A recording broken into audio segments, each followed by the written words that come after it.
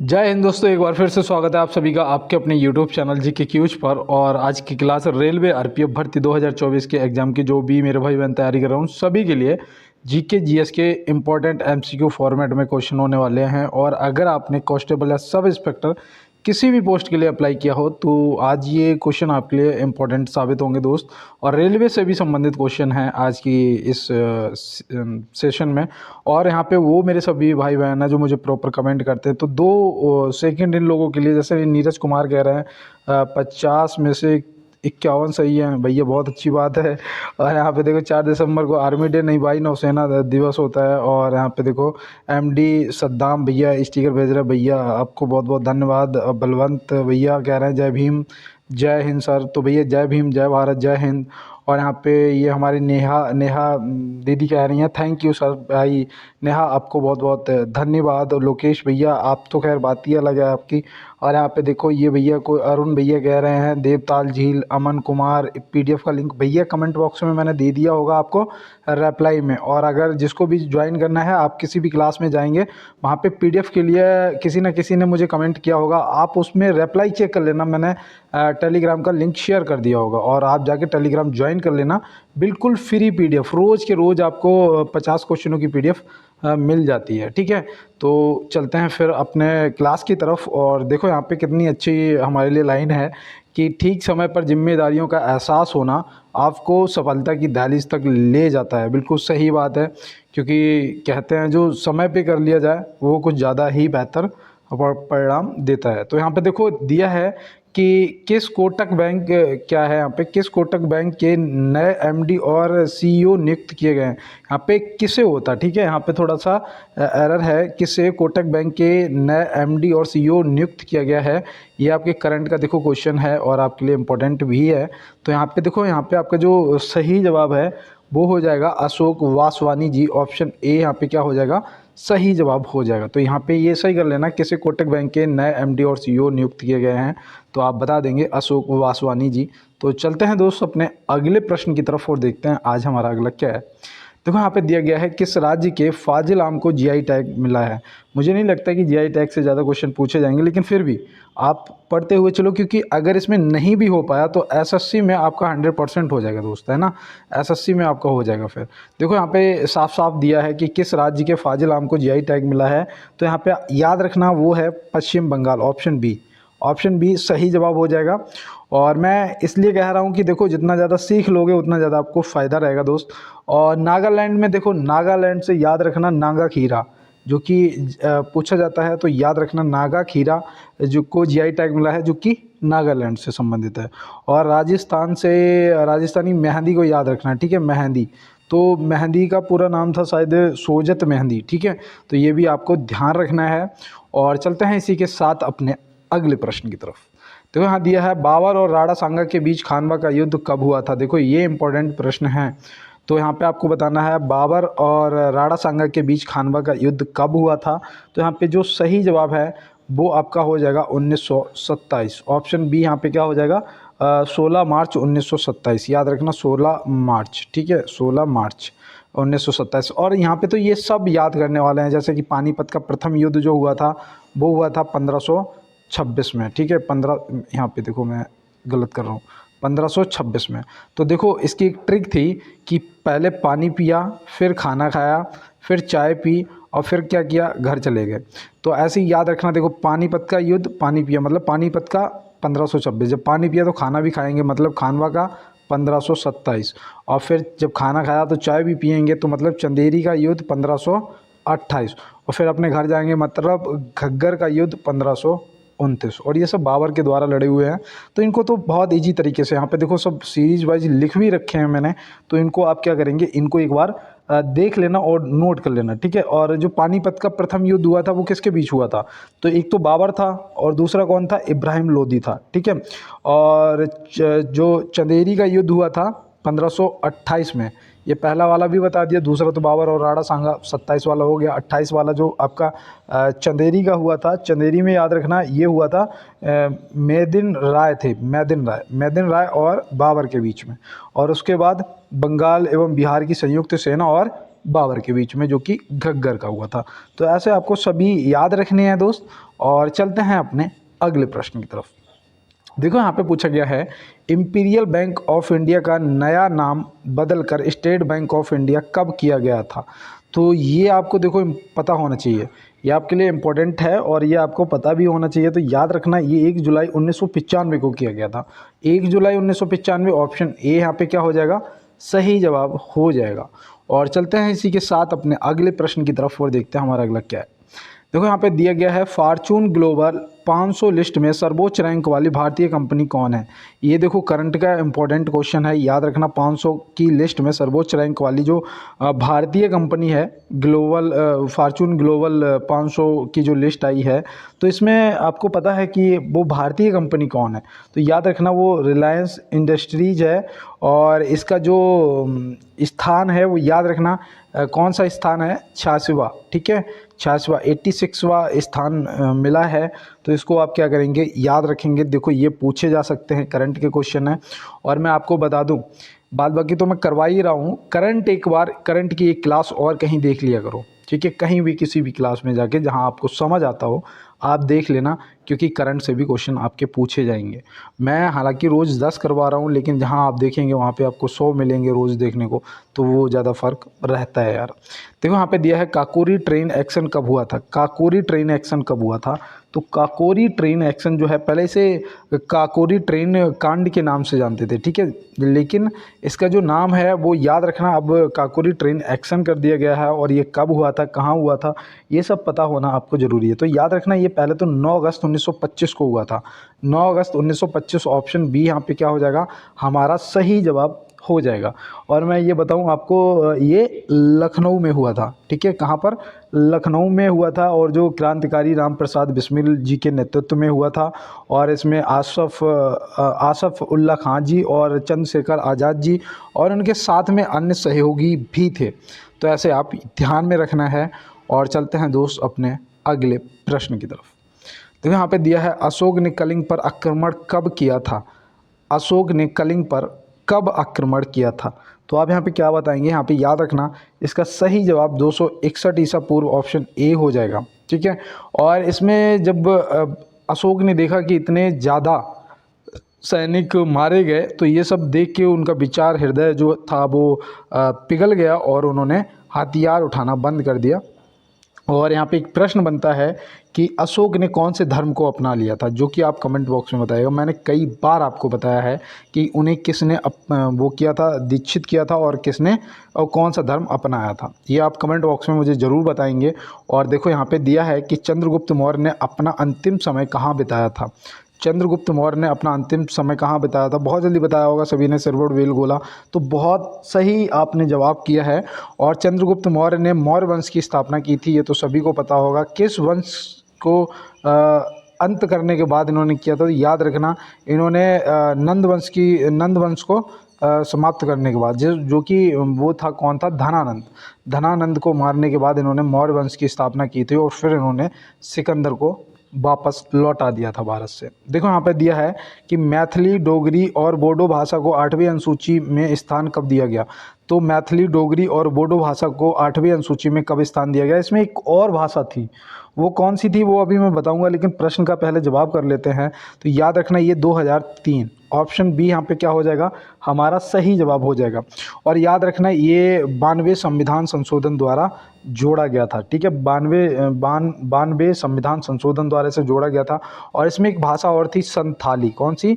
संथाली भाषा थी। तो इसको भी याद रखना, संथाली, मैथिली, डोगरी, बोडो भाषा को 8वीं अनुसूची में कब दिया गया था, स्थान दिया गया था? तो 2003 में 92वें संविधान संशोधन द्वारा। तो चलते हैं फिर अपने अगले प्रश्न पे। देखो यहाँ पे दिया है, पेरिस ओलंपिक 2024 में नीरज चोपड़ा ने कौन सा पदक जीता है? तो पेरिस ओलंपिक 2024 में हमारे नीरज चोपड़ा जी ने कौन सा पदक जीता है? तो आप यहाँ पे क्या बताएंगे, याद रखना, इन्होंने जीता है रजत पदक। और अब मैं आपको बता दूं, अभी तक पेरिस ओलंपिक में कितने पदक भारत को मिल चुके हैं, बताइएगा। क्या आपको पता है कि अभी तक भारत को कितने पदक मिल चुके हैं? तो इसमें कितने मिल चुके हैं? 6 मिल चुके हैं, जिसमें से एक तो ये रजत हो गया और 5 आपके कांस्य हो गए। ठीक है, अब देखो यहाँ पे एक चीज़ और याद रखना कि ये कौन से खेल से संबंधित हैं नीरज चोपड़ा जी। तो यहाँ पे आपका क्या हो जाएगा, जेवलिन थ्रो, ठीक है, क्या, जेवलिन थ्रो, ठीक है, भाला फेंक आप याद रखेंगे। अब इन्होंने पहली बार में मतलब जो अभी फेंका है भाला वो कितने मीटर का फेंका है, तो आप यहाँ पे क्या बताएंगे, तो याद रखना इन्होंने 89.445 मीटर, हाँ सही है, 45 मीटर, ठीक है, ये अभी इन्होंने फेंका है, ये भी आप याद रखना। और स्वर्ण पदक किसे मिला है जेवलिन थ्रो में, तो वो है पाकिस्तान की कौन है, अरशद नदीम, कौन है, अरशद नदीम जी। तो ये भी आप याद रखेंगे। और इसी के साथ चलते हैं अपने अगले प्रश्न की तरफ और देखते हैं हमारा अगला प्रश्न क्या है। और पेरिस ओलंपिक से देखो क्वेश्चन पूछे जाएंगे, इसलिए अपनी तैयारी एकदम बेहतर करके रहना है। तो यहाँ पे दिया है निम्नलिखित में से अप्रत्यक्ष कर नहीं है, इनमें से कौन सा ऐसा कर है जो अप्रत्यक्ष कर नहीं है, तो आप क्या बताएंगे। अगर पता होगा तो आप तुरंत बताएंगे कि भैया उपहार कर नहीं है। ये उपहार कर जो है ये क्या हो जाएगा आपका, ये प्रत्यक्ष कर हो जाएगा, क्या हो जाएगा, प्रत्यक्ष कर हो जाएगा। प्रत्यक्ष कर कौन कौन से होते हैं, देखो एक तो आपका आयकर होता है, ठीक है, जिसे आप क्या बोलते हो, इनकम टैक्स बोलते हो, तो एक तो आपका आयकर होता है, संपत्ति कर होता है, ये भी ध्यान रखना, और उपहार कर होता है। और आपके जो अप्रत्यक्ष कर हैं वो आपका सीमा शुल्क, विक्री कर, सीमा शुल्क, और आपका एक वो होता है तट कर, क्या होता है, तट कर, तो तट कर भी आप याद रखेंगे। और देखो आपका जो जीएसटी है ना, GST, goods and service tax, ये जो है ये कौन से कर में आता है बताओ, प्रत्यक्ष कर या अप्रत्यक्ष कर में आता है, क्योंकि ये आपसे डायरेक्ट नहीं लिया जाता है, आपको भी पता है ना, ग्राहक जब सौदा लाता है फिर दुकानदार ऐसे करके जाता है टैक्स, तो ये डायरेक्ट नहीं लिया जाता। अब मुझे बताना, मैंने हिंट भी दे दिया कि ये प्रत्यक्ष है या अप्रत्यक्ष है, ठीक है, ये आप कमेंट बॉक्स में बताएंगे। अब देखो यहाँ पे पूछा गया है 2011 की जनगणना अनुसार भारत में सबसे अधिक नगरीय जनसंख्या वाला राज्य है, भारत में सबसे अधिक नगरीय जनसंख्या वाला राज्य कौन सा है, और 2011 की जनगणना के अनुसार आपको यहाँ पे बताना है। तो यहाँ पे देखो आपका सही जवाब हो जाएगा तमिलनाडु, क्या हो जाएगा, तमिलनाडु। मुझे पता है यहाँ पे बहुत से लोगों ने उत्तर प्रदेश किया होगा, जो कि आपका जवाब दोस्त गलत हो चुका है, ठीक है, क्योंकि यहाँ पे नगरीय जनसंख्या वाला पूछा गया है जो कि तमिलनाडु है, और इसकी जो जनता है वो 48.45% जो है वो नगरीय निवास करती है। तो ये भी आप ध्यान में रखेंगे दोस्त, क्योंकि ये आपके लिए इम्पोर्टेंट है। सबसे कम पूछा जाएगा तो सबसे कम देखो, जहाँ की सबसे कम जनसंख्या है वही होगा, जैसे कि यहाँ पे आपका हो जाएगा सिक्किम, ठीक है, सबसे कम नगरीय जनसंख्या सिक्किम की है, तो इसको भी आप याद में रखेंगे, ध्यान में रखेंगे। और चलते हैं इसी के साथ अपने अगले प्रश्न की तरफ। देखो यहाँ दिया है निम्नलिखित में से प्रोटॉन की खोज किसने की थी, किसने प्रोटॉन की खोज की थी, तो यहाँ पे आप क्या बताएंगे। तो प्रोटॉन की जो खोज है वो किसने, रदरफोर्ड ने की थी, जो कि ऑप्शन ए में दिए गए हैं। और इन्होंने कब की थी वो भी आपको पता होना चाहिए, तो याद रखना 1909 में की थी। कब की थी दोस्त, 1909 में की थी। और यहाँ पे देखो चैडविक ने किसकी खोज की थी, चैडविक ने किसकी खोज की थी, बताइएगा कमेंट बॉक्स में फटाफट कि चैडविक ने किसकी खोज की थी। तो याद रखना न्यूट्रॉन की जो खोज है वो किसने करी थी, वो करी थी चैडविक ने, ठीक है, न्यूट्रॉन की जो खोज है वो चैडविक ने करी थी। कब करी थी, तो इसको भी याद रखना, देखो 1932 में करी थी। कब करी थी, 1932 में करी थी। और आर्यभट्ट जी से याद रखना पाई की खोज जो है किसने, आर्यभट्ट जी ने करी थी। कब, ये करी थी 4700 साल पहले, 4700 वर्ष पहले करी थी, ठीक है, तो ये भी आप ध्यान में रखेंगे।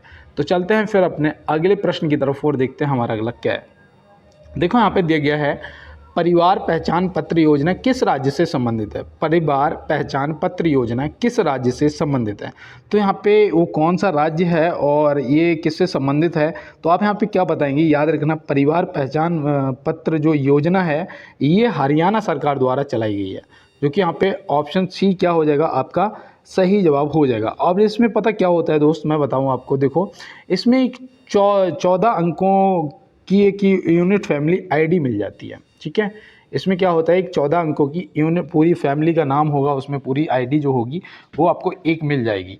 और ये परिवार पहचान पत्र योजना है, ये आप याद रखेंगे किसने, हरियाणा ने चालू की है, तो इसको भी आप याद रखेंगे। और ये कब करी थी, ये शायद देखो मुझे सही से याद नहीं आ रहा, फिर भी मुझे जहाँ तक ज्ञात है कि 2019 में करी थी, ठीक है, तो इसको भी आप याद रखेंगे। और चलते हैं दोस्त, योजनाएं से संबंधित प्रश्न पूछे जाएंगे।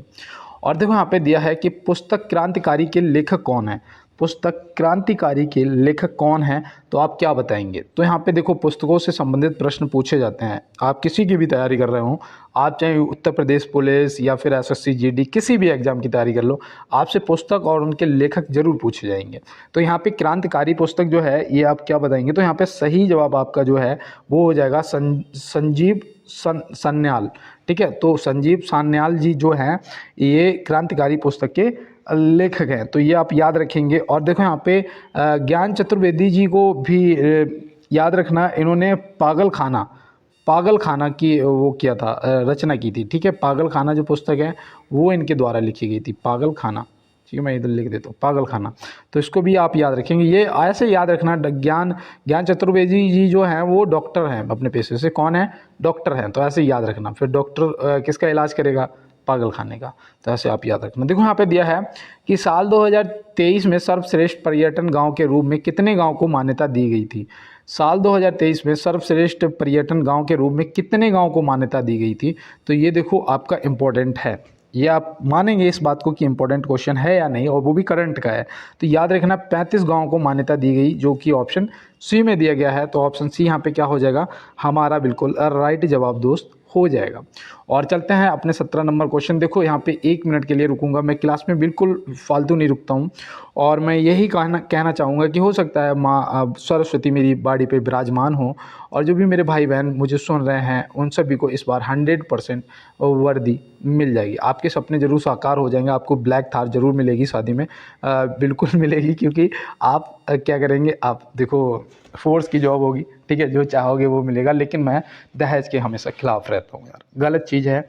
और देखो यहाँ पे एक चीज़ याद रखना कि यार अगर नए जुड़े हो तो यार एक बार लाइक वाला बटन दबा के मुझे ज़रूर सूचित करना, कमेंट बॉक्स में बताना कि भैया मैंने लाइक भी कर दिया है और मैंने सब्सक्राइब भी कर लिया है। और थोड़ा सा यार भाई देखो लाइव क्लास हो जाए उसके लिए थोड़ा सा यार डाटा की दिक्कत है, उसके लिए आपको बस यार थोड़ा सा क्लास शेयर कर दो, आपका सपोर्ट मिल जाएगा, तो मैं भी यार फिर मुझे लगता है कि मैं लाइव आ पाऊँगा। देखो यहाँ पे दोस्त दिया है कि संयुक्त अभ्यास गरुड़ शक्ति भारत और किस देश की के बीच आयोजित किया जाता है। संयुक्त अभ्यास गरुड़ शक्ति जो है भारत और किस देश के बीच आयोजित किया जाता है, तो आप यहाँ पे क्या बताएंगे। तो याद रखना इंडोनेशिया के साथ में, ऑप्शन बी यहाँ पे क्या हो जाएगा, हमारा सही जवाब दोस्त हो जाएगा इंडोनेशिया। तो चलते हैं इसी के साथ अपने अगले प्रश्न की तरफ। और देखो यहाँ पे कितनी अच्छी लाइन लिखी है कि मंजिलें भी जिद्दी हैं, रास्ते भी जिद्दी हैं, देखते हैं कल क्या होगा, हौसले भी तो जिद्दी हैं। तो भाई बिल्कुल सही बात है, हमारे हौसले भी जिद्दी हैं कि हम जब तक कहते हैं ना करो या मरो वाली नीति पे चल रहे हैं, जब तक तोड़ेंगे नहीं तब तक छोड़ेंगे नहीं। और एक लाइन मुझे याद आ गई यहाँ पे कि किसी ने कहा था कि जब मानव जब जोर लगाता है तो पत्थर पानी बन जाता है, समझे। मानव जब जोर लगाता है तो पत्थर पानी बन जाता है। यहाँ तो यार एक पेपर निकालने की बात है, कर दो इस बार क्वालिफाई और निकाल दो पेपर को, और जाके घर पे बोल दो कि सपने साकार कर दिया आपने, अपनी पूरी फैमिली और अपने। देखो यहाँ पे दिया है कि सांकेतिक मुद्रा का प्रचलन किसने किया था। सांकेतिक मुद्रा का जो प्रचलन है वो दोस्त किसने किया था। तो याद रखना मोहम्मद बिन तुगलक, ऑप्शन ए यहाँ पे क्या हो जाएगा, हमारे प्रश्न का सही जवाब हो जाएगा। तो चलते हैं दोस्त अपने अगले प्रश्न की तरफ और देखते हैं हमारा अगला क्या है। देखो यहाँ पे दिया गया है कि उत्तर पश्चिम रेलवे का मुख्यालय कहाँ है। ये देखो इम्पोर्टेंट है, ये आपके रेलवे संबंधित क्वेश्चन है, आपको सभी मुख्यालय पता होने चाहिए, आपको पूरे के पूरे जोन 18 पता होने चाहिए। और यहाँ पे देखो दिया है कि उत्तर पश्चिम रेलवे का मुख्यालय कहाँ है, तो आप क्या बताएंगे, अपने प्रश्न का जवाब करिएगा। तो यहाँ पे दोस्त आपका सही जवाब जो है वो हो जाएगा जयपुर। अब मैं आपसे पूछ रहा हूँ कि इलाहाबाद जो है वो कौन सी रेलवे का मुख्यालय है। ठीक है, कौन सी रेलवे जोन का मुख्यालय है। तो याद रखना ये उत्तर मध्य रेलवे का उत्तर मध्य रेलवे का मुख्यालय है, तो ये भी आप याद रखेंगे। ठीक है, और मुंबई चर्च गेट बताइएगा, मुंबई चर्च गेट, तो याद रखना ये पश्चिमी रेलवे का मुख्यालय है। किसका, पश्चिमी रेलवे का मुख्यालय है। तो इसको देखो नोट करते हुए चलो यार। और देखो यहाँ पे याद रखना दक्षिण रेलवे जो है, दक्षिण रेलवे, तो दक्षिण रेलवे चेन्नई हो जाएगा। और देखो पश्चिमी रेलवे मुंबई चर्च गेट, उत्तर मध्य रेलवे इलाहाबाद, और उत्तर पश्चिम आपकी जयपुर हो जाएगी। और देखो दक्षिण मध्य रेलवे भी पूछता है ना, दक्षिण मध्य रेलवे लिख लो, दक्षिण मध्य रेलवे। ठीक है, तो ये इसका जो मुख्यालय है वो है सिकंदराबाद। कहाँ है, सिकंदराबाद। तो ऐसे आप याद रखेंगे, ठीक है। अब चलते हैं इसी के साथ अपने अगले प्रश्न की तरफ और देखते हैं हमारा अगला क्या है। देश में कितने प्रकार के रेल मार्ग हैं? देश में कितने प्रकार के रेल मार्ग हैं? अभी तक तो हम लोग सिर्फ 3 रटे पड़े थे, ब्रॉड गेज, मीटर गेज और नैनो गेज। लेकिन मैं आपको बताऊं, टोटल आपके प्रश्न का जवाब जो है वो हो जाएगा 4 प्रकार के।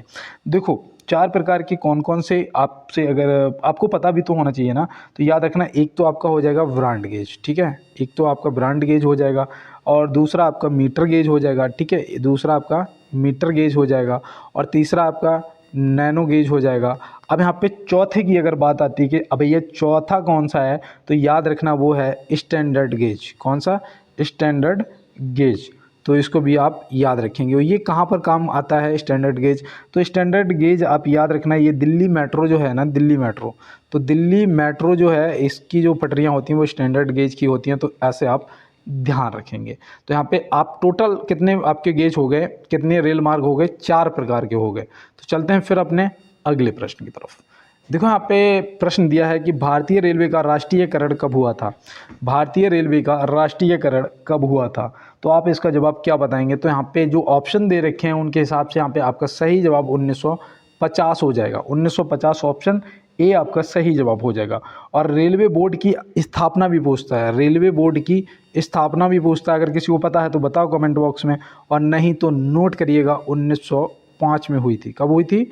1905 में हुई थी भारतीय रेलवे बोर्ड की स्थापना। तो ये भी आप याद रखेंगे। और चलते हैं इसी के साथ अपने अगले प्रश्न की तरफ। देखो यहाँ पे प्रश्न दिया है, भारतीय पुरुष हॉकी टीम ने पेरिस ओलंपिक में कांस्य पदक जीता है, इसके कप्तान कौन है? तो देखो पेरिस ओलंपिक से जरूर क्वेश्चन पूछे जाएंगे। मैं आपको बता दूं कम से कम 2 से लेके 3 क्वेश्चन तो पूछ ही लेगा, ठीक है। अब यहाँ पे क्योंकि पेपर अगले महीना नहीं तो उसके अगले महीना होना ही होना है। अब यहाँ पे देखो ओलंपिक चल रहा है, तो ये 2024 का है, 2024 का ओलंपिक है, तो फिर तो पूछेगा ही यार। अब यहाँ पे बताओ कि जो हमारी हॉकी टीम है उसके जो कप्तान है, कप्तान वो कौन है?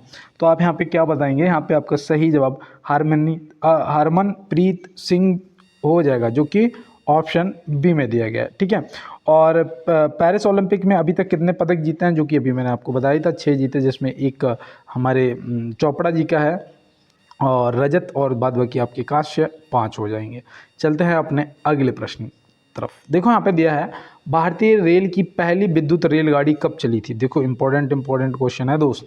भारतीय रेल की पहली विद्युत रेलगाड़ी, इसको यार थोड़ा वायरल कराओ क्लास को, यार थोड़ा सा शेयर कर दो यार। मैं देखो ज़्यादा फालतू नहीं किसी को डिस्टर्ब करता हूँ।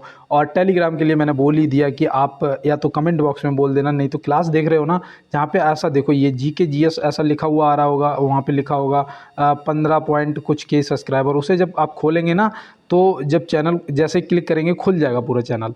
वहाँ पे लिखा होगा देसी फ्रॉम गांव वाला, उसके नीचे एक लिंक लगा होगा TV करके ऐसे, ठीक है। उस पर अगर क्लिक करोगे तो टेलीग्राम ज्वाइन कर लोगे। अगर उसके आगे लिखा होगा 1 मोर लिंक, अगर उस पर क्लिक करोगे तो वहाँ पे आपको मेरी इंस्टाग्राम की भी लिंक मिल जाएगी। हालांकि मैं इतना इंस्टाग्राम पे एक्टिव नहीं रहता हूँ, लेकिन हाँ फिर भी कुछ चीज़ें हैं जो वहाँ हर जगह से कुछ ना कुछ सीखा जा सकता है यार।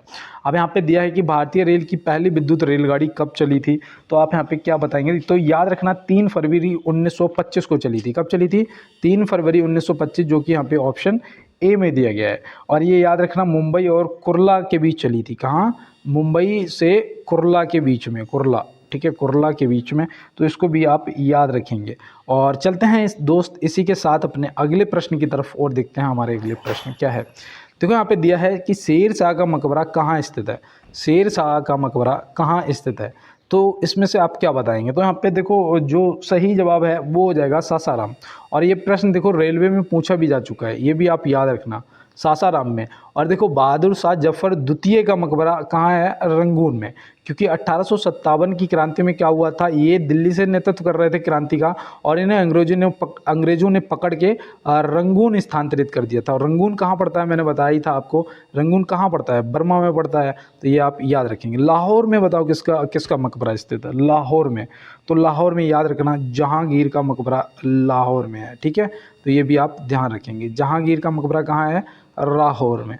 तो चलते हैं लाहौर से आगे और देखते हैं 25 नंबर क्वेश्चन क्या है। देखो यहाँ पे दिया है, विश्व धरोहर स्थल कोंकण सूर्य मंदिर भारत में कहाँ स्थित है?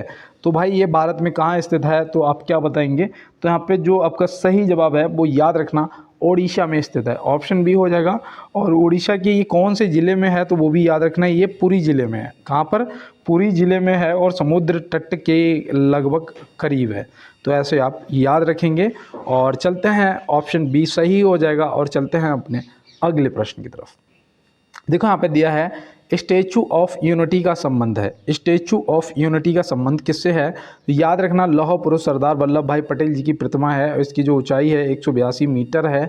तो ये भी आप याद रखेंगे। और ये गुजरात में स्थापित, गुजरात में है, तो इसको भी आप याद में रखेंगे, ठीक है। और स्टैचू ऑफ लिबर्टी पूछा जाता है कहाँ, तो ये न्यूयॉर्क हार्बर में है, वो भी आप याद रखेंगे। और चलते हैं इसी के साथ अपने अगले प्रश्न पे।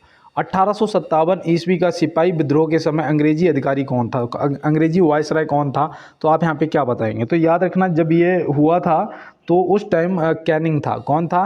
कैनिंग था, ऑप्शन बी। और इसके टाइम पे और भी चीज़ें हुई थी, याद रखना, जैसे कैनिंग के समय में ही 1856 में विधवा पुनर्विवाह जो अधिनियम था वो पास हुआ था, विधवा पुनर्विवाह, ठीक है। तो ये भी आप याद रखना, हो सकता है पूछ लिया जाए विधवा पुनर्विवाह जो है किसके शासनकाल में स्टार्ट हुआ था, तो ऐसे आप याद रखेंगे। और याद रखना कि 1856 में ही क्या हुआ था, 1856 में आपकी जो इंडियन हाई कोर्ट है ना, हाई कोर्ट एक्ट पास हुआ था। तो ये भी आप याद रखेंगे, हाई कोर्ट एक्ट जो है वो पास हुआ था। और 3 हाई कोर्ट स्थापित हुए थे। कौन कौन से? एक तो बम्बई हुआ था, एक कोलकाता हुआ था, और तीसरा कौन सा था? तो याद रखना तीसरा था मद्रास। कौन सा था? मद्रास। तो मद्रास, बम्बई, कोलकाता और मद्रास, ये भी 1856 में इसी के शासनकाल में ये एक्ट पास हुआ था और ये स्थापित किए गए थे। तो चलते हैं फिर अगले प्रश्न की तरफ और देखते हैं हमारा अगला क्या है। हाल ही में चिकित्सा सेवा महानिदेशक के रूप में किसे नियुक्त किया गया है? ये देखो करंट का क्वेश्चन है और ये आपको पता होना चाहिए। ये है लेफ्टिनेंट जनरल साधना सक्सेना नायर, जो कि ऑप्शन ए में दिए गए हैं। तो ऑप्शन ए यहाँ से क्या हो जाएगा? बिल्कुल राइट जवाब हो जाएगा। और चलते हैं इसी के साथ अपने अगले प्रश्न की तरफ।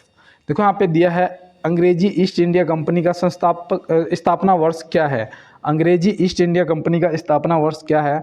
तो ये याद रखना है, इसका स्थापना दिवस है 31 दिसंबर सन 1600। यहाँ पे ऑप्शन बी आपका सही जवाब हो जाएगा। अब यहाँ पे एक चीज़ याद रखना कि यहाँ पे 1498 में वास्को डिगामा आया था ना, 1498 में, तो इसने एक पुर्तगाल ईस्ट इंडिया कंपनी की स्थापना की थी। कौन सा?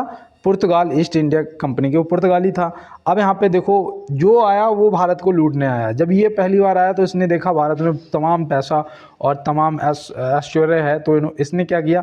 इसने लूटने का इंतजाम किया। फिर तमाम कंपनियाँ आई, जैसे ये आई पुर्तगाल ईस्ट इंडिया कंपनी, अंग्रेजी ईस्ट इंडिया कंपनी। फिर 1602 में आई डच ईस्ट इंडिया कंपनी, फिर फ्रांस ईस्ट इंडिया कंपनी। ऐसे कंपनियां फिर आती गईं और क्या हुआ? भारत से व्यापार के नाम पर भारत को ये लोग लूटते रहे। तो ऐसे आप याद रखेंगे ना दोस्त। और एक बार देखो यार, आप लोग बाकी में देखो सब सोल्जर बनोगे, मुझे पता है आप इस प्रकार से मेहनत कर रहे हो। बस एक बार जय हिंद जरूर टाइप करो यार, एक बार जय हिंद कमेंट बॉक्स में यार जरूर टाइप करो सभी दोस्त। और देखो यहाँ पे दिया है कि सत्य शोधक समाज की स्थापना कब हुई थी? सत्य शोधक समाज की जो स्थापना है वो कब हुई थी? तो याद रखना ये हुई थी 24 सितंबर 1873 को। 1873 यहाँ पे दे रखा है ना, याद रखना कितना था? 24 सितंबर 1873 में हुई थी। ज्योतिबा फूले जी, ठीक है, ज्योतिबा फूले जी ने की थी। तो ये भी आप याद रखेंगे, इसे नोट कर लो देखो फटाफट। और देखो यहाँ पे आप याद रखना 1867 भी दे रखा है। 1867 में किसकी स्थापना हुई थी? तो हुई थी वेद समाज की। किसकी हुई थी? वेद समाज की। तो ये भी याद रखना, ये वेद समाज की हुई थी। और किसने की थी? मैंने कल आपको बताया भी था। नहीं, कल तो यार छुट्टी थी, कल तो मैं अपनी मक्का काटने में बिजी था, ठीक है। हाँ, और कल देखो क्या किसने, परसों हुआ था, हाँ, केशव चंद्र सेन। किसने किया था? केशव चंद्र सेन, ठीक है। क्योंकि मैं भूल जाता हूँ, मैं झूठ नहीं बोलता हूँ, ठीक है। अब मैंने कल खुद भी नहीं पढ़ा और आपको भी नहीं पढ़ा है ना, तो फिर मैं कैसे कह दूँ कि कल मैंने परसों पढ़ाया था। देखो 1828 में ब्रह्म समाज की स्थापना हुई थी। क्या हुआ था? ब्रह्म समाज की स्थापना हुई थी। तो ये आप याद रखना 1828 में राजा राम मोहन राय जी। तो ये भी आप याद रखेंगे। और देखो यहाँ पे अब कुछ बच रहा है, हाँ बच रहा है भी, ये 1875 बच रहा है। तो 1875 भी याद रखना आर्य समाज की स्थापना हुई थी। क्या? आर्य समाज की स्थापना हुई? अभी बताओ कमेंट बॉक्स में कि आर्य समाज की स्थापना किसने की थी, ये आप कमेंट बॉक्स में बताइएगा। तो फिर चलें अगले प्रश्न की तरफ, और अगर कोई भी डाउट रह जाता है तो उसके लिए आप मुझे कमेंट बॉक्स में बोल दिया करो यार। और देखो यहाँ पे दिया है निम्नलिखित में काला ग्रह किसे कहते हैं? निम्नलिखित में काला ग्रह किसे कहते हैं? तो आप यहाँ पे क्या बताओ? बटन ऑन होगी, अच्छा दब गया होगा कुछ, चलो कोई बात नहीं है। देखो यहाँ पे काला ग्रह जो है वो यहाँ पे आपका मंगल, बृहस्पति, शनि महाराज, ठीक है। ऑप्शन सी यहाँ पे क्या हो जाएगा, सही जवाब हो जाएगा, ठीक है। अब यहाँ पे एक चीज़ और याद रखना, देखो मंगल ग्रह जो है, मंगल ग्रह ये कैसे रंग का है, तो ये है लाल रंग का। कैसा? लाल रंग का। अब ये लाल रंग का क्यों है, मैंने आपसे कभी ये नहीं पूछा, आज चलो मैं पूछता हूँ। तो देखो ये लाल कलर का इसलिए है कि इसकी जो मिट्टी है ना वो लौह ऑक्साइड पाया जाता है। इसकी मिट्टी में क्या है, लौह It's 2:15 p.m. To hear your notifications, follow the notification on your phone to turn on notification कोई access. दिक्कत आ रही है क्या?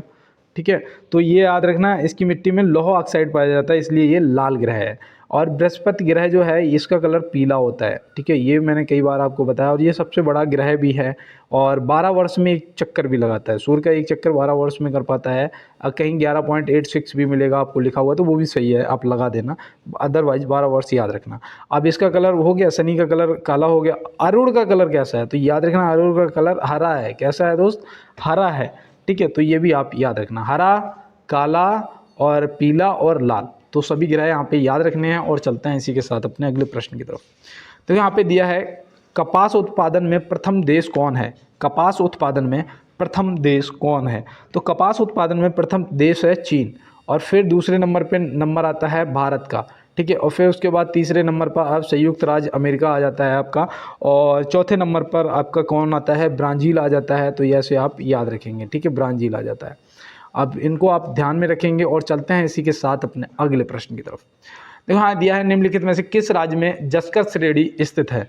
किस राज्य में जस्कर श्रेणी स्थित है? ये देखो इंपॉर्टेंट है, ये इंपॉर्टेंट है, ये आपको पता होना चाहिए, पेपर में आए या ना आए लेकिन आपको पता होना जरूरी है।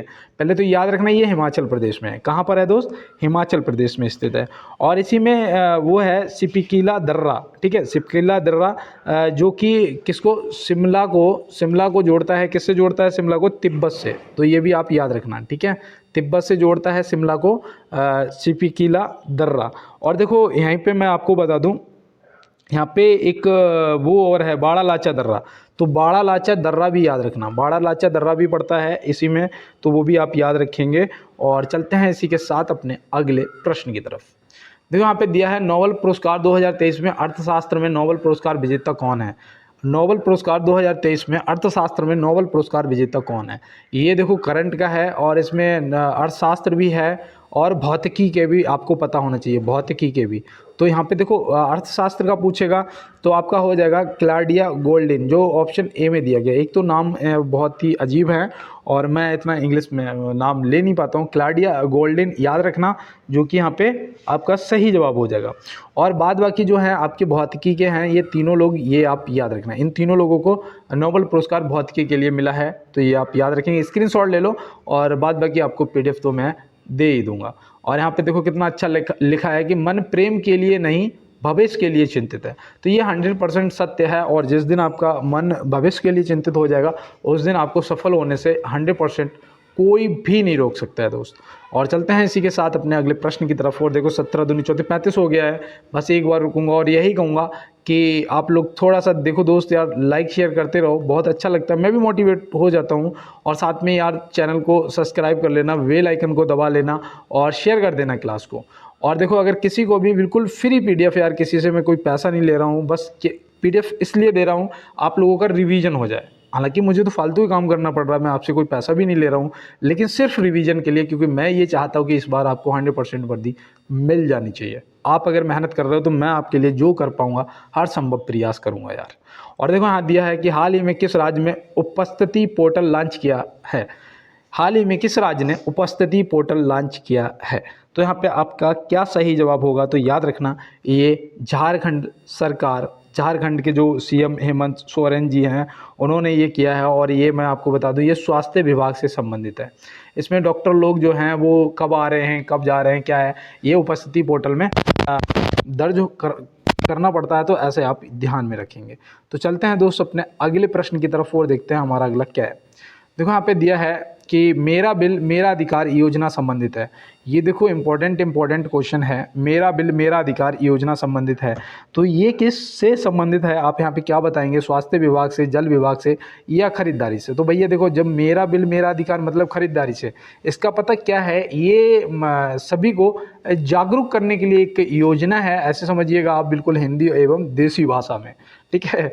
कि क्या है, एक जागरूक करने की योजना है कि आप जिससे भी जो भी खरीदेंगे उनसे उसका बिल लेंगे, ताकि वो क्या करेंगे, ताकि वो जीएसटी जो है ना, जीएसटी जो कि टैक्स है, वो ना चोरी कर पाए। जब बिल देंगे आपको पैड से अपने काट के, तो फिर जीएसटी चोरी कर ही नहीं पाएंगे। तो इसीलिए कहते हैं कि जिससे भी जो भी सामान लो उससे सीधा सा बिल लो, कि मेरा भैया मुझे बिल दो, क्योंकि ये मेरा अधिकार है और मैंने आपको पैसे दिए हैं, आप टैक्स चोरी नहीं कर सकते हैं ये, ठीक है।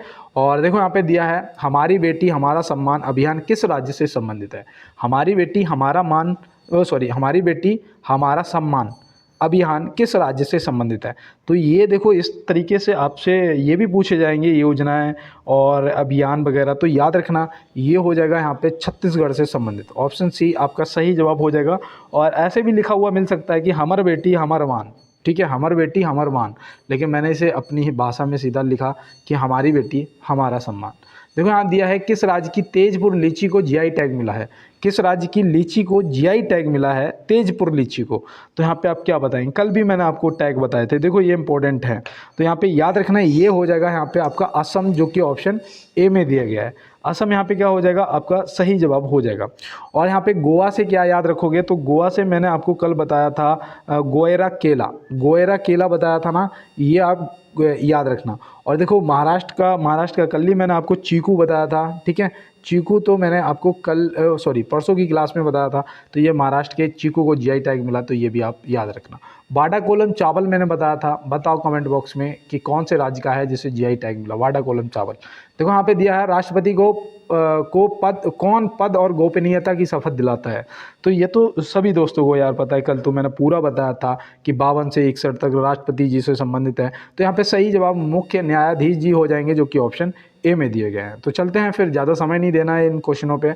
और यहाँ पे देखो दिया है, राज्यसभा के सदस्यों का कार्यकाल कितने वर्ष का होता है? ये ज़्यादातर घुमा के क्यों पूछते हैं? क्योंकि जो न्यू स्टूडेंट होते हैं ना, जो हमारे साथ काफ़ी टाइम से जुड़े हैं या कहीं और से पढ़ रहे हैं, उन सभी को पता होगा कि भैया इसका जवाब 6 वर्ष हो जाएगा। क्या हो जाएगा? 6 वर्ष हो जाएगा। लेकिन जो नए होंगे सभी को लग रहा होगा कि भैया 5 वर्ष तो सब सरकारें चलती हैं, तो यहाँ पे इनका कार्यकाल 6 वर्ष का कैसे हो जाएगा, है ना। तो यहाँ पे देखो दिया है, लोकसभा के किसी सदस्य की सदस्यता कितने दिनों तक लगातार अनुपस्थित रहने पर समाप्त हो जाती है? ये प्रश्न इंपॉर्टेंट है, ये आपके लिए इंपॉर्टेंट है। आपको 2 माह या फिर 60 दिन लिखे हुए मिलेंगे, जो कि आपका बिल्कुल सही जवाब हो जाएगा, जो कि ऑप्शन सी में दिया गया है। ऑप्शन सी सही जवाब हो जाएगा। 9 क्वेश्चन बचे हुए हैं, ज़्यादा नहीं है, बस 5 मिनट और। देखो यहाँ पे दिया गया है, केंद्र सरकार ने किन 2 राज्यों में नए मोर अभ्यारण्य स्थापित किए हैं? 2 राज्यों में नए मोर अभ्यारण्य स्थापित किया है। ये देखो इम्पोर्टेंट है यार। और यहाँ पे देखो क्या हो जाएगा आपका राइट जवाब। तो मैं अभी तक आपका वेट कर रहा हूँ कि आपने कमेंट बॉक्स में कर दिया हो। आप चलो मैं बताता हूँ, कर्नाटक और केरल ऑप्शन बी क्या हो जाएगा? बिल्कुल सही जवाब हो जाएगा। आप चलते हैं इसी के साथ अपने अगले प्रश्न की तरफ। और एक बार जो भी मेरे भोले के भक्त हैं, कमेंट बॉक्स में टाइप कर दो यार, हर हर महादेव। क्या करोगे? हर हर महादेव टाइप करोगे यार, ठीक है। हर हर महादेव टाइप कर दीजिएगा। और लाइक शेयर अगर ना किया हो तो यार आप तो स्टाफ वाले हो, ठीक है, कर देना है।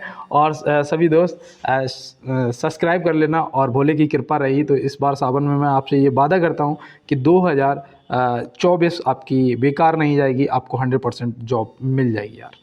और देखो यहाँ पे दिया है, स्वतंत्र भारत की प्रथम लोकसभा अध्यक्ष कौन थे? स्वतंत्र भारत की प्रथम लोकसभा अध्यक्ष कौन थे? तो यहाँ पे आप क्या बताएंगे? यहाँ पे जो आपका सही जवाब है वो हो जाएगा गणेश वासुदेव मावलंकर जी, जो कि ऑप्शन ए में दिए गए हैं। तो गणेश वासुदेव जी जो हैं G V Mavalankar ji, option A यहाँ पे क्या हो जाएगा? आपका सही जवाब हो जाएगा। और यहाँ पे एक चीज़ और याद रखना कि अगर प्रथम लोकसभा स्पीकर पूछा जाए तो आप क्या बताएंगे? प्रथम लोकसभा स्पीकर बताओ। कमेंट बॉक्स में फटाफट टाइप करो और चलते हैं अपने अगले प्रश्न की तरफ। भारतीय उच्चतम न्यायालय के न्यायाधीशों की नियुक्ति कौन करता है? भारतीय उच्चतम न्यायालय के न्यायाधीशों की नियुक्ति कौन करता है? ये मैंने आपको एक दिन और बताया था कि इनकी जो नियुक्ति है वो राष्ट्रपति जी के द्वारा की जाती है। कौन से आर्टिकल के द्वारा की जाती है बताओ? आर्टिकल की अगर बात करेंगे तो याद रखना 124, कौन सा? 124 अनुच्छेद खंड के खंड कौन सा? 2, ठीक है, खंड 2 के तहत की जाती है। तो ये आप याद रखेंगे ना दोस्त। फिर चलते हैं अपने अगले प्रश्न की तरफ। देखो यहाँ पे दिया है और ये गाड़ी तो देख के मन खुश हो गया कि दोस्त हालात गरीब हों तो चलेगा लेकिन सोच गरीब नहीं होनी चाहिए। दोस्त अगर हालात गरीब हैं तो चलेंगे लेकिन सोच गरीब नहीं होनी चाहिए, क्योंकि व्यक्ति अपनी सोच से ही महान बनता है। ये बिल्कुल सत्य है दोस्त। सोच आपकी अगर ऑडी की रहेगी तो आप जीवन में एक दिन ऑडी ज़रूर लेंगे, और अगर सोच आपकी बाइक पे ही रह गई या स्कूटी पे ही रह गई तो फिर आप ऑडी कहाँ से ले पाएंगे? समझे? आपकी जो आपकी इच्छा है ना, व्यक्ति देखो हमेशा अपनी इच्छा अनुसार मेहनत करता है। अगर उसकी इच्छा है कि वो करोड़पति बनना चाहता है तो वो जो स्ट्रगल कर रहा होगा, जो मेहनत कर रहा होगा, वो करोड़पति वाली कर रहा होगा। और जिसे लगता है कि सिर्फ दाल रोटी खानी, तो वो मेहनत सिर्फ दाल रोटी की ही करता है, और ये उसकी बॉडी उसे परमिशन देती है। हमारी बॉडी उतना ही करती है जितनी हमारे अंदर चाहत होती है अपने लक्ष्य के प्रति। और यहाँ पे देखो दिया है कि किस राज्य में विधान परिषद की सदस्य संख्या सर्वाधिक है? किस राज्य में विधान परिषद की सदस्य संख्या सर्वाधिक है? तो यहाँ पे सीधा सा आप क्या बताएंगे? यहाँ पे जो आपका सही जवाब है वो क्या हो जाएगा? तो मुझे नहीं लगता कि इनमें से कोई राइट जवाब है, तो लगा दो यहाँ पे इनमें से कोई नहीं। कुछ लोगों ने इनमें भी जवाब किया होगा, ठीक है, लेकिन यहाँ पे ऑप्शन आपका डी होगा, इनमें से कोई नहीं, क्योंकि सबसे ज़्यादा जो है वो उत्तर प्रदेश की है। उत्तर प्रदेश की है। इसमें कितने टोटल होते हैं? 100 होते हैं, जिसमें 90 तो निर्वाचित किए जाते हैं। यहाँ पे 900 लिख रहा हूँ यार, 90 तो निर्वाचित किए जाते हैं और 10 किनके द्वारा? राज्यपाल जी के द्वारा मनोनीत किए जाते हैं। तो ऐसे आप याद रखेंगे। और याद रखना सबसे कम की अगर बात की जाए तो सबसे कम जो है वो तेलंगाना में है। कहाँ? सबसे कम जो है तेलंगाना में है। और टोटल आपको बता दूं कि जो विधान परिषद है वो के जो सदस्य हैं वो सिर्फ 6 राज्यों में हैं, 6 राज्य में होते हैं। वो 6 राज्य कौन से हैं? तो आंध्र प्रदेश, कर्नाटक, महाराष्ट्र, बिहार और उत्तर प्रदेश। और कोई रह गया? हाँ, तेलंगाना रह गया। तो तेलंगाना भी आपका हो गया। और ये देखो याद रखना कि आर्टिकल 169 के तहत ये परिभाषित की गई है, ठीक है। विधान परिषद के जो सदस्य हैं आर्टिकल 169 के तहत परिभाषित किए गए हैं, तो ये भी आप याद रखेंगे। और यहाँ पे देखो दिया गया है कि संविधान के किस अनुच्छेद द्वारा अखिल भारतीय सेवाओं का प्रावधान किया गया है। ये देखो इम्पोर्टेंट है, ये आपसे पूछा जा सकता है दोस्त। ज़रूरी नहीं कि ये यूपीएससी वालों के लिए है तो यूपीएससी में भी पूछा जाए, ये किसी से भी पूछा जा सकता है। तो यहाँ पे याद रखना 312, आर्टिकल 312, अनुच्छेद 312 यहाँ पे क्या हो जाएगा? हमारा सही जवाब हो जाएगा दोस्त। और चलते हैं इसी के साथ अपने अगले प्रश्न की तरफ। यहाँ पे दिया गया है राष्ट्रीय मानवाधिकार आयोग की स्थापना कब हुई थी? राष्ट्रीय मानवाधिकार आयोग की जो स्थापना है वो कब हुई थी? तो यहाँ पे आप क्या बताएंगे? तो याद रखना 12 अक्टूबर 1993। 12 अक्टूबर 1993, देखो यहाँ पे लिख देता हूँ 12 अक्टूबर 1993। और मैं इसलिए ये लिखता हूँ कि आप ताकि इसे पूरा नोट करो।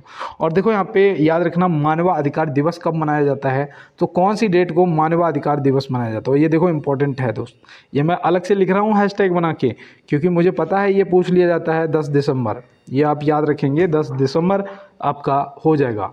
और चलते हैं इसी के साथ अपने अगले प्रश्न की तरफ और देखते हैं हमारा अगला क्या है। आम आदमी पार्टी का गठन वर्ष क्या है? मैं आपको बता दूं ये आरआरबी में पूछा गया था, ऐसा नहीं मैं मजाक में कह रहा हूँ, मैंने ये किताब में लिखा हुआ देखा है। और सोच लो इस टाइप के भी प्रश्न पूछ लिए जाते हैं कि आम आदमी पार्टी का गठन वर्ष क्या है? तो आप क्या बताएंगे? याद रखना ये 2012, ऑप्शन बी। अन्ना हजारे जी ने अनशन किया था और फिर उसके बाद इस पार्टी का गठन हुआ था, आपको याद हो अगर, और कहाँ पे? दिल्ली में। तो चलते हैं अपने अगले प्रश्न की तरफ। और अनशन कहाँ किया था? रामलीला मैदान में किया था ना, जहाँ पे पुलिस ने लाठी चार्ज भी शायद किया था, है ना, जहाँ पे वो भी थे हमारे योग गुरु कौन, बाबा रामदेव जी, तभी ये हुआ था ना लाठी चार्ज वगैरह। देखो मुझे अभी भी याद है, शायद मैंने उस टाइम न्यूज़ पे देखा था। और यहाँ पे देखो दिया है, भारत सरकार ने नोटबंदी की घोषणा कब की थी? भारत सरकार ने नोटबंदी की घोषणा कब की थी? ये तो काफ़ी इंपॉर्टेंट है, याद रखना, 8 नवंबर 2016। 8 नवंबर 2016, ये मैं कई बार क्वेश्चन करवा चुका हूँ, और शायद इसलिए कि ये मुझे लगता है कि ये किसी भी पेपर में पूछा जा सकता है, नोटबंदी। और चलते हैं इसी के साथ अपने अगले प्रश्न की तरफ। यह हमारा लास्ट प्रश्न है, और याद रखना है यहाँ पे पूछा गया है, भारत के किस राज्य को चीनी का कटोरा कहा जाता है? तो भारत के किस राज्य को चीनी का कटोरा कहा जाता है? तो ये हो जाएगा उत्तर प्रदेश। सबसे ज़्यादा गन्ना भी पैदा करता है, ये भी आप याद रखना। और मिलते हैं दोस्त नेक्स्ट क्लास में। और उससे पहले आपके लिए एक मोटिवेशन लाइन थी कि ना थके हैं पैर मेरे और ना ही हिम्मत हारी है, मैंने देखे हैं कई दौर और आज भी सफ़र जारी है। तो बिल्कुल सही है, और जारी रखिएगा। और देखो मैं आपको बता दूं, अगर PDF अभी भी किसी को अगर चाहिए तो आप टेलीग्राम ग्रुप को ज्वाइन कर लो। वहाँ पे आपको मैं बता दूं 250 से ज़्यादा प्लस स्टूडेंटों ने ज्वाइन कर रखा है, और डेली के डेली PDF ले रहे हैं और अपनी तैयारी कर रहे हैं। अब सोचो 15,000 में से मात्र 250 बच्चों ने PDF चाहिए, जो कि बिल्कुल फ्री में मिल रहा है। फ्री का तो आदमी मिट्टी तक ले लेता है, लेकिन यहाँ पे मात्र 250। तो यही वो होते हैं जिनको सिलेक्शन मिलता है यार, क्योंकि ये मुझे पता है कि ये लोग अपना कहीं भी कोई भी कसर नहीं छोड़ रहे हैं कि कल कर लेंगे या कल देख लेंगे, ऐसा कुछ नहीं है। तो दोस्त अपना 100% लगा दो, और मेरा दिल ये कह रहा है कि इस बार आपको 100% सफलता मिल जाएगी। तो मिलते हैं दोस्त नेक्स्ट क्लास में नेक्स्ट प्रश्नों के साथ में। तब तक के लिए मेरे सभी फ्यूचर फौजियों को मेरा जय हिंद।